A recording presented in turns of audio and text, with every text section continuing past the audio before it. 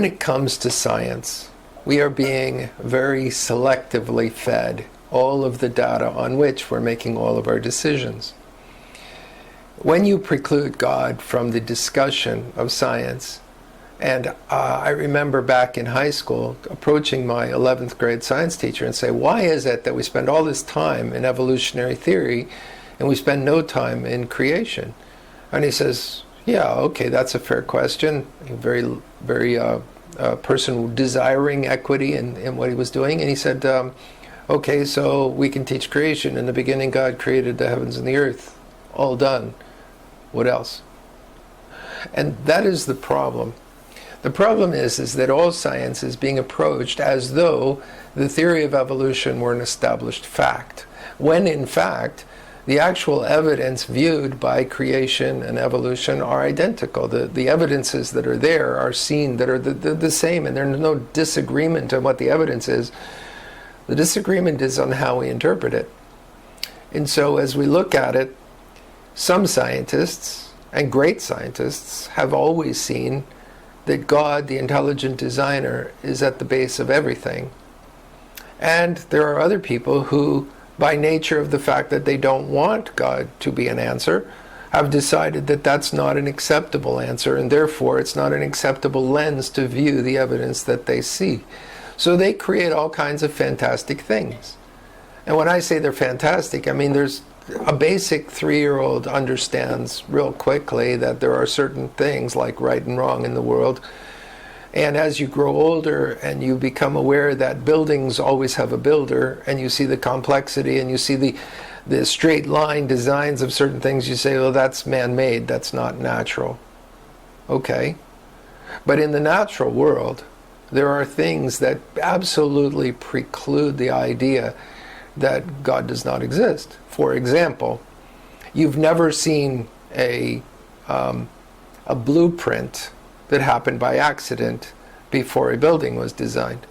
DNA is the blueprint by which man is designed, and without DNA, you can't have life. There's a guy named Michael Behe who wrote a book called Darwin's Black Box, and it's pretty amazing because he argues that not as a Christian, but he argues the fact that because Darwin thought that things came from simple things into more complex things, and that the survival of the fittest was the mode in which all of these things happened, Darwin could be excused perhaps for having that naive view of the world. But the reality is that the simple cell is anything but simple. And it all develops down into mitochondria, it's the power plant of the cell, and then all of the different ways in which the DNA affects what's being developed by the cell, and the production of proteins through the memory RNA strands that come off of the DNA section by section so that they're able to produce the proper protein for the proper thing. The complexity of the simple cell is so complex that it's irreducible. There's no way that you can have one before another. So if the blueprint existed before the cell, but if they were created together, it makes sense. But if they weren't, there's no way for evolution to produce it.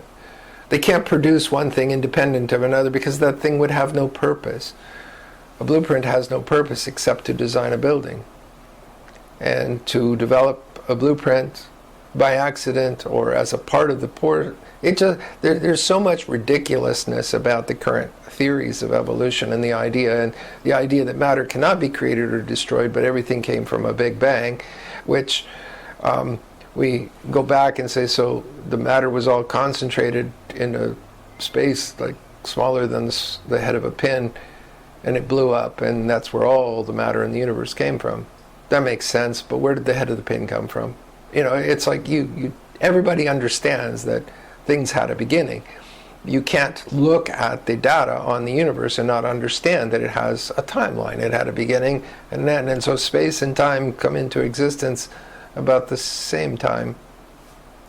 So at some point, time was created, and so was space created, and matter was created within space. So space, time, and matter have this incredible relationship that why they exist at all is not answerable by any even speculative religion. The idea that life came from non-life. I mean, this was put away by people who realized that spontaneous generation was not a reality, was not a scientific idea.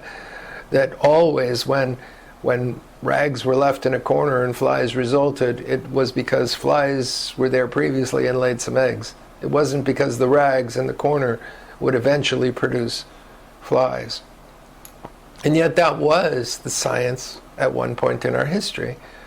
And we disabused ourselves of that notion only to resurrect it with the idea that evolution happened all by itself. It didn't need a designer. And then there's the concept of the idea that, well, God doesn't know what he's talking about, because even if God started the process, he used evolution to make it, and he used billions and billions of years. You realize how silly that idea is? The fact is this, that either the Bible is true, that sin that came into the world with Adam and Eve, it leads to death, by which evolution has to have in order to function.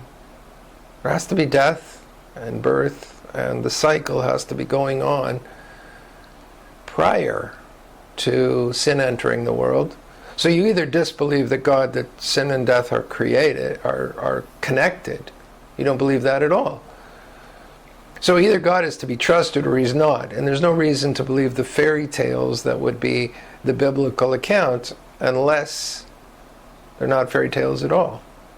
They're actual truth from cover to cover, beginning to end. And everything that God says can be trusted. Now, personally, I would rather take an account of somebody that was an eyewitness to creation, of how it all began, than somebody who speculates that I don't want to believe the person who was there, so I'm going to dismiss all of that as even possible before I start looking for solutions. As a result, we find a very corrupted science and a very inadequate view of who we are, why we're here, and what this is all about.